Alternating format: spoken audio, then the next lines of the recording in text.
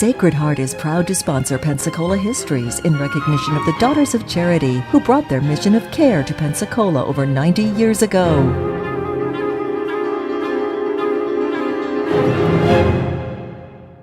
Hello and welcome to our stories of Pensacola, North America's first place city. Today we're still talking about the early American period, and we had covered the story up through the building of the forts and the building of the beginnings of the Navy Yard, and we had just begun the work on the great first railroad attempt here out of Pensacola up into Georgia. We had established the first church, and let's return now to the story of the railroad. Things were going extremely well in the financing and the actual construction. The Irishmen had arrived here. They were hacking away at the woods on the path north of the city. The first rails had arrived and were stored down on the docks. I believe, but I'm not positive this, the first rolling stock had also arrived. Things were going well.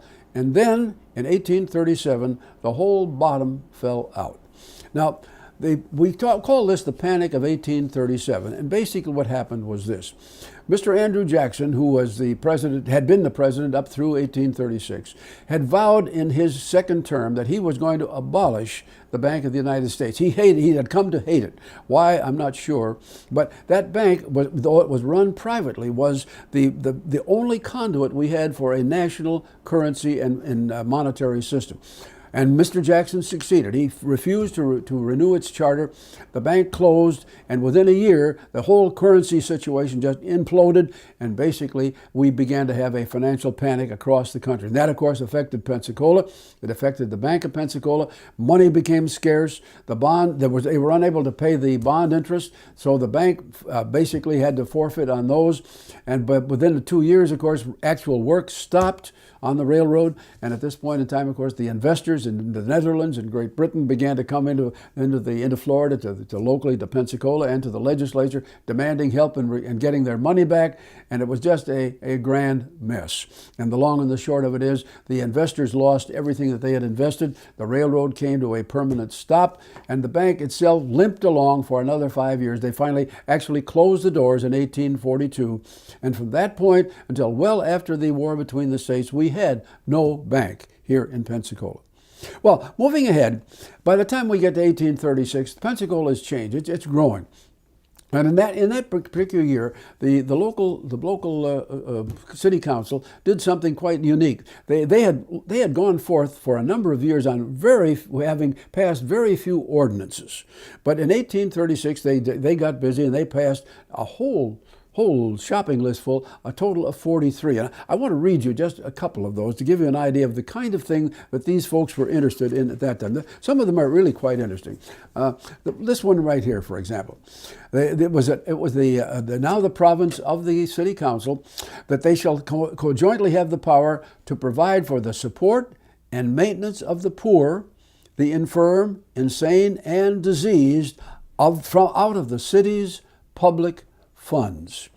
Now, if you take that very broad statement into consideration, I'm not sure that ordinance was ever repealed. And if you start thinking about taking care of the infirm, the insane, and the diseased, just think of the fun that could be had by the city council in this given year. Let me read just one more that is very kind of interesting. Let's see, here we are. Where are we here? Here we are. It is ordained that any person who shall run a horse or a mule in the streets or on the sidewalk shall be fined the sum of $10. There's another one in here that prohibits skinny dipping in the bay between sunrise and sunset. $5 fine for that one as well. I'm not quite sure what brought that about, but it remained on the books for some time. Okay, as we approach 1837, just about this period, things are changing across the entire United States. We have three issues which are beginning to surface as divisive between the North and the South. The first of these was the tariff. The infant industries along the Northeast, of course, had sought the tariff to protect them against the lower cost materials being brought in from Britain and otherwise. Now that tariff increased the price of everything that was purchased in this country, and people in the South were very unhappy about this. They saw it didn't make any difference where they bought or whose goods they bought. They were going to pay more, and they didn't like that. That was issue number one. Secondly, was the issue of slavery. Beginning as early as 1820, there had been major issues in national elections about where or how far slavery might go into new territories that were being formed into states. In the year 1820, they were worrying about Kansas, Nebraska, and Missouri. By the time we get into the 1830s, now we began to worry about what would happen to Texas, which was now become part of the United States, which some people were saying, well, Texas is huge. Let's divide that into 5 or 6 different states.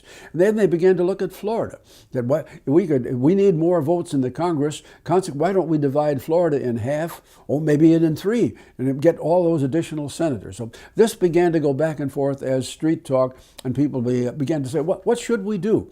Now, it required a population of 50,000 to qualify to become a state, and Florida was just about at 50,000 at that time. So this was a sort of an academic question, which kind of fell back on the point, should they act now or wait? That was in 1837, what we're talking about. The third issue, of course, began to surface, particularly in the state of South Carolina, because as these other issues fomented, basically people were saying, well, why should we, if we don't like what's going on, why should we remain part of the United States? Back in 1789, we entered the Union voluntarily. That means that we can withdraw from it as well. And so the idea of states' rights and withdrawal became a third issue.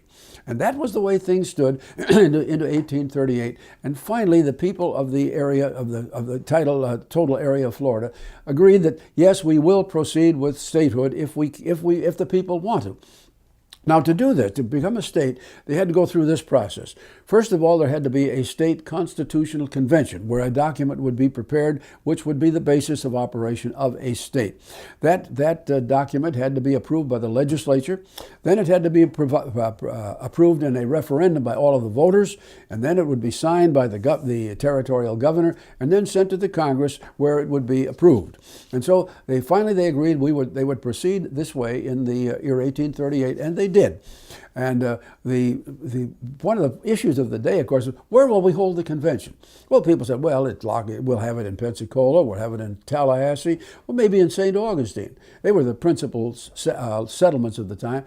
But where they finally ended up holding it was the little village of St. Joseph, which is today's Port St. Joe, because St. Joseph had become a cotton export center, and it was a very aggressive community, and they agreed to build a hotel and a meeting hall big enough to stage this convention. And so people said, well, let's hold it there, and they did.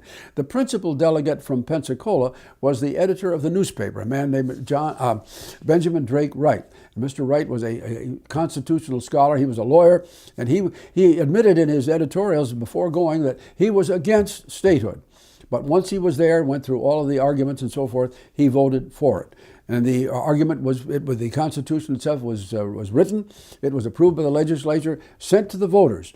And the next time it's a rainy day on election day, and you say, well, my vote really doesn't count, I don't have to go out there today, you want to kind of remember what happened at this time.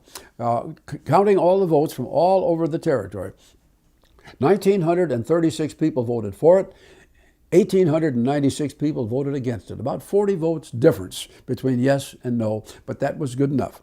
Our territorial governor signed it, and it then was sent to the United States Congress. However, in the Congress at this point in time, no, they were not going to admit any state that favored slavery unless there was a companion state that would vote against this sort of thing. And so Florida had to wait until Iowa was ready for statehood as well, and that was 7 years. So it would be February of 1845 before we finally became a state, but we did. About the same time, of course, as all this was taking place, the United States found itself in a rather unusual position with respect to Mexico.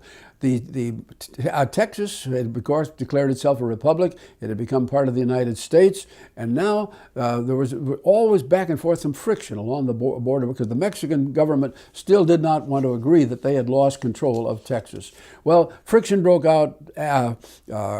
Actual hostility, violence broke out, and the United States sent a group of soldiers down to defend the border along the Rio Grande River, and then war was declared. This is a long additional story. We won't go into much detail except to say once war was declared, the United States plan was to send a task force, a military naval task force, which would blockade the eastern coast of Mexico and then, of course, send troops inland from there. Now, of course, as they did this, there was a quick run around in Washington and in Atlanta, said, "Where's the nearest Navy yard?" And people said, we know, we have one at Pensacola. Now, to that point, we're now in 1846, and the Navy Yard had begun in 1825. To that point, they had not built a single ship, and they had done precious little work on anything else. So there was very little known about what was here. So, of course, now ships begin to arrive that are to go on the line along the Mexican coast, and they are to have their bottoms treated, and then they are also to have supply of 6 months' supply of ship's biscuit and water. Well, the first vessel arrived, and the commandant here, Captain Burry, said, "Well, we'll be happy to comply as fast as we can, but people up there probably don't realize we get our water from the collection of rainwater, and we have one little oven out here that we use for our own use for baking brisket. It takes us 6 months to bake enough brisket for these ships." So great clamor arose. Well, this was probably the first time in our history and our continuing history where the people of Pensacola quickly leaped in to help the Navy. They helped several men who had the skill, went out and helped them dig wells.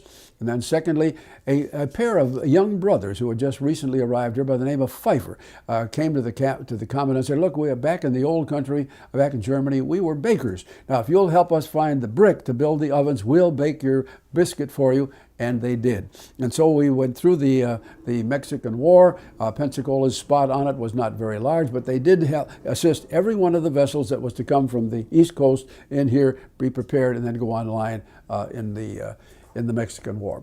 Well, another couple of years go by after that, and by the time we get to 1850, there is the three issues I mentioned earlier are really festering up there, and some of the members of our legislature are very unhappy about the way one of our United States senators, Senator Hugh Lee, has voted in Washington. They don't like what he's doing. He's from Central Florida, and they just aren't happy with him. So they decide they're going to replace Senator Hugh Lee with another man, and the man they chose was a man who was an attorney practicing in South Florida, and he had acted as a federal customs agent very successfully, and his name was Stephen Russell Mallory. Now, Mallory's an interesting character in his work with the Customs Service. He had been to Pensacola a number of times, and on one occasion, he was down on the docks doing whatever he was supposed to do down there, and several beautiful young ladies came down there for reasons I cannot explain, but one of them was an absolute vision.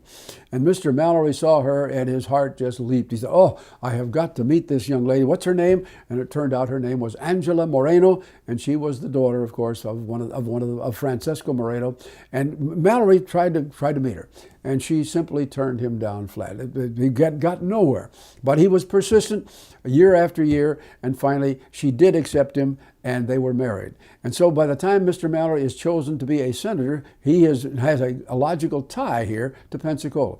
Well, Mr. Mallory, getting ready to go to Washington, decides, well, the smart thing to do is to visit each population center, talk to the people, see what they want when they go to Washington. He arrived here expecting to get red carpet treatment. He didn't. The people jumped all over him, saying, "Look, we have had a Navy Yard now for 50 years. We haven't built our first ship yet. We want you to go to Washington, get contract for us to build ships at the Navy Yard. We want jobs." Now, if that sounds like the current year to you and the way things go in Washington, as you see, history really does repeat itself. So Mr. Mallory went. He attained a role on the Senate Naval Affairs Committee, and within a few years was chairman of that committee, and indeed did a wonderful job. And before his term was over, he got the contract to build the only two vessels ever built here by the Navy, the Pensacola and the Seminole. And that was all taking place in the middle of the 1850s.